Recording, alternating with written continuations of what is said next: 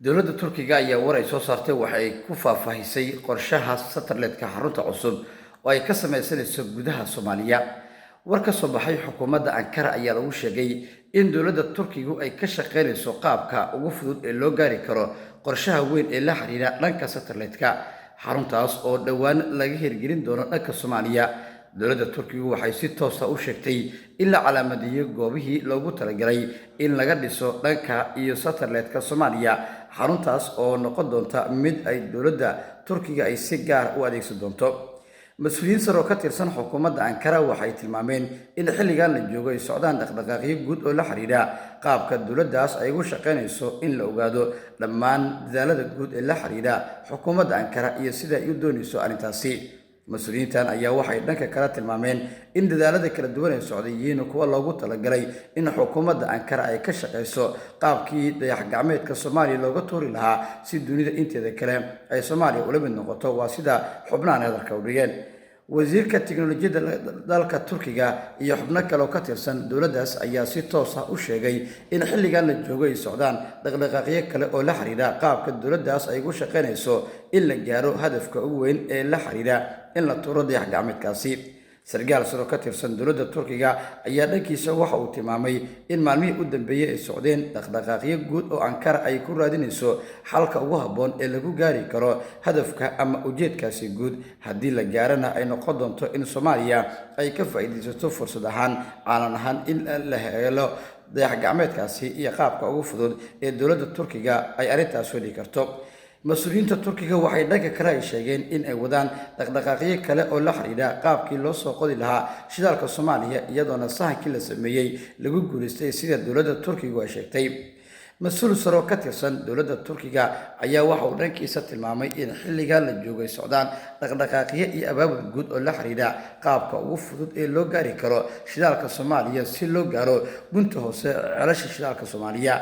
xukuumadda Ankara ayaa dhankeeda waxay tilmaamtay in maalmihii u dambeeyay ay socdeen dhaqdhaqaaqyo guud oo ku saabsan hadafka weyn ee Ankara ay doonayso inay ku gaarto ama ku saldhigto dadaalada guud ee la xiriira qaabka ugu fudud ee loo gaari karo ujeedooyinka waaweyn ee dowladda Turkiga ay ka leedahay dhanka shidaalka Soomaaliya oo noqon kara fursad weyn oo Ankara mar kale usoo bidhaami karta. dowladda federaalka Soomaaliya ayaa kol hore waxay sheegtay in dadaalada guud ee socday yihiin kuwa lagu muujinayo xaddiga siyaasadeed iyo midda dhaqaale ee Soomaaliya iyadoo lagu xoojinayo dhammaan dhaqdhaqaaqyada guud ee dowladda Turkigu ay doonayso in hadafkaas ay ku gaarto maadaama sanadihii lasoo dhaafay ay ka shaqeynaysay qaabka ugu fudud ee loo heli karo xarun saldhig dayax-gacmeed ee Soomaaliya laga tuuri karo iyo in ay dowladda Turkiga ay ka shaqeyso qaabka ugu fudud ee loo gaari karo hadafka weyn ee ku saabsan in dayax-gacmeedka Soomaaliya laga tuuro hawadana la geliyo.